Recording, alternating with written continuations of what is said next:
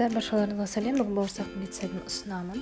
Ол үшін алдыменен сүттің үстіне жылы суымызды құйып аламыз. Жалпы өлшемі, жалпы көлемі 300 мл болуы тиіс. Үстіне майонез қосамын.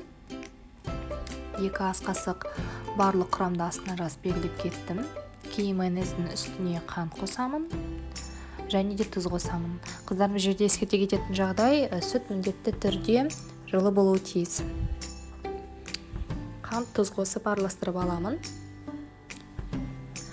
Кейін бөлек шарашыққа ұн, яғни ұн менде жалпы 600 грамм. Үстіне жұмыртқамды жарамын. Жұмыртқаның үстіне ашытқы саламын. Менде пакмай ашытқысы жалпы маңызды емес қандай екені. 1,5 қасықтай салдым. Кейін осының үстіне сұйықтықты құйып, жақсылап тұрып араластырамыз. Араластырып, қолымызбен қамыр ебетін боламыз.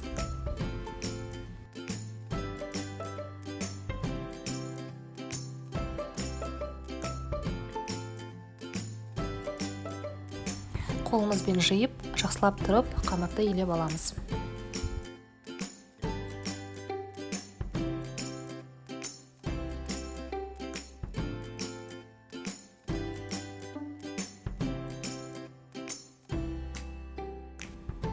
Осылайынан жақсылап тұрып елеп аламыз. Кейін бір 40 минутқа жылы жерге қойып қоямыз. Ол ең азы 40 минут, ең көбі 1-2 сағат, 1,5 сағатта қоюға болады. Міне мен наным көтерілді.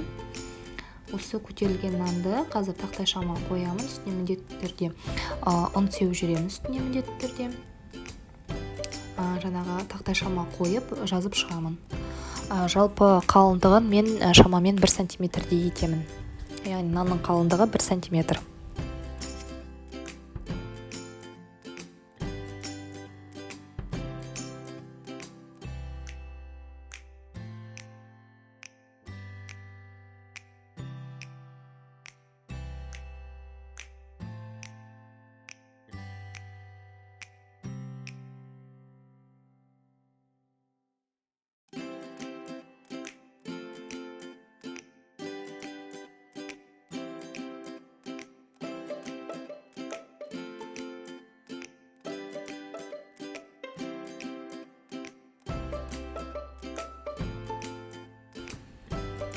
Осылайынан жайып аласыздар, кішкентай түрпішті етіп кесіп турайсыздар. Енді өздеріңізге қандай формада ұнайды, сондай жасауға болады. Тіпті дөңгелек етуге де болады. Маған осындай кішкентай түрпішті етіп жасаған ұнайды.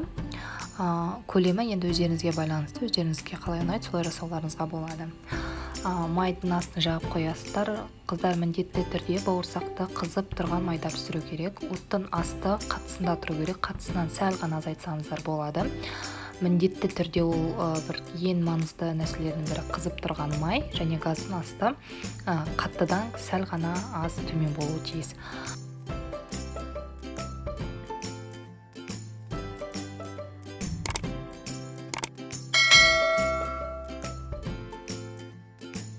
Бауырсақтарды кесіп болғаннан кейін осылайынан орамалдың үстіне жайып қойыңыздар. Бір 10-15 минуттай тұрсын, кішкене көтеріледі. Кейін қызып тұрған майға салып пісіріп аламыз. Қызартқанша пісіресіздер.